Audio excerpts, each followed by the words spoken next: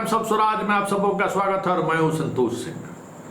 और इस वक्त टाइम्स ऑफ स्वराज में एक सिद्धार्थ के उस सर्जिकल स्ट्राइक की चर्चा करने जा रहे हैं, जिस सर्जिकल स्ट्राइक को लेकर पिछले कई महीने से लॉबिंग चल रही थी। फिलहाल जो सर्जिकल स्ट्राइक हुआ है वो स्ट्राइक जिला के शिक्षा पदाधिकारियों के खिलाफ हुआ है, जिन्हें पाठक ने खुली छूट दे रखी थी खरीदारी करने को लेकर। टेबल बेंच से लेके सब कुछ वो पावर सीज। अब कोई भी जिला के शिक्षा अधीक्षक खरीदारी नहीं कर सकेंगे। स्कूल को सीधे सीधे तौर पर हेडमास्टर साहब को 50,000 रुपया का दिया गया है कि 50,000 रुपये की आप खरीदारी कर सकते हैं। बाकी जो भी खरीदारी होगी 50,000 से लेकर 50 लाख तक, जितनी भी तरह की कोई भी इंफ्रास्ट्रक्चर आधारभूत संरचना को लेकर जो भी खरीदारी होगी या काम होगा, अब वो सब कुछ डीएम का अधीन होगा।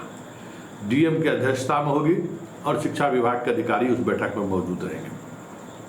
मतलब अब शिक्षा विभाग के अधिकारी को ठन ठन गोपाल, जो पाठक के समय में जिम्मेवारी दी गई थी, लोग लूट मचा दिया, लूट सको सो लूट।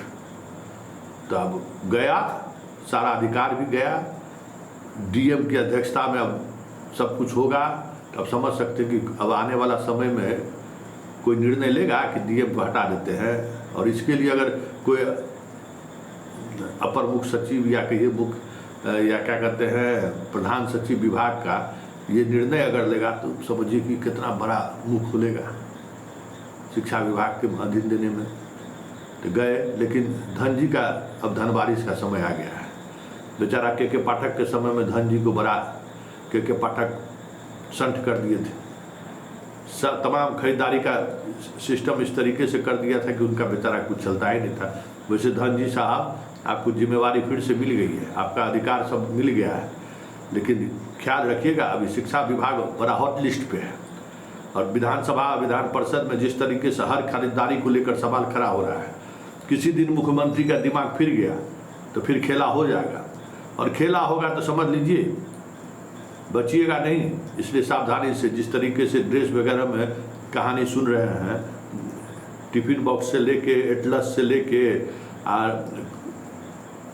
बैग से लेके जो जो सरकार मुहैया करा रही है, उसको लेकर जो सेंट्रलाइज स्तर पर जो खेला हो रहा है और जिस तरीके की चर्चा है, थोड़ा सतर्क रहिएगा, क्योंकि अभी समय सकाल सही नहीं है। देख ही रहे ईडी कहाँ पहुँच जा रहा है। और अब नीतीश कुमार का मिजाज भी बदल गया है। पहले वाली बात है नहीं कि आईएएस लोगों को संरक्षण दे देते थे, अब संरक्षण मोह ममता त्याग दिए। इसीलिए सतर्क रहिएगा। सिद्धार्थ ने आपको अधिकार जरूर दिया है, लेकिन उस अधिकार का पर सजग रहिएगा, क्योंकि बहुत सारे लोगों की नज़र आपके विभाग पर, आपके हर एक खरीदारी पर है। वैसे अब डीएम के सामने आने के बाद बहुत सारी चीज़ें बदलती हुई दिखेंगी, क्योंकि जिम्मेवारी कहीं न कहीं फिक्स हुआ है। लेकिन सबसे बड़ी बात यह है कि जितने भी तरह की जो लूट हुई थी, मतलब लूट शब्द से लूट, मतलब सेंट्रलाइज अधिकार दिया पाठक ने, बस 1200 करोड़ का तो कोई हिसाब किताब मिल ही नहीं रहा है। अब एक एक का हिसाब किताब लिया जा रहा है। 15 अगस्त के बाद जो है सो काउंसलिंग जब खत्म होता है, उसके बाद मुंडन संस्कार शुरू होगा। विभाग पूरी तैयारी में है कि इस तरीके का जो पैसे का जो बंदरबाट हुआ है, कहीं दूर दूर तक कहीं कोई एविडेंस नहीं मिल रहा है कि कहाँ क्या हुआ, कुछ डॉक्यूमेंट्स मुहैया ये लोग नहीं करा रहे हैं, तो खेला होगा। वैसे आज के इस फैसले के बाद आप कह सकते हैं कि शिक्षा विभाग में पाठक ने जो काम करना शुरू किया था, इस फैसले के बाद कह सकते हैं कि पाठक युग का आज अंतिम संस्कार हो गया, या यूँ कहे पाठक युग का द एंड हो गया। यही एक फैसला था जो अभी तक नहीं बदला गया था। बाकी तो सब फैसला बदल ही दिया गया था।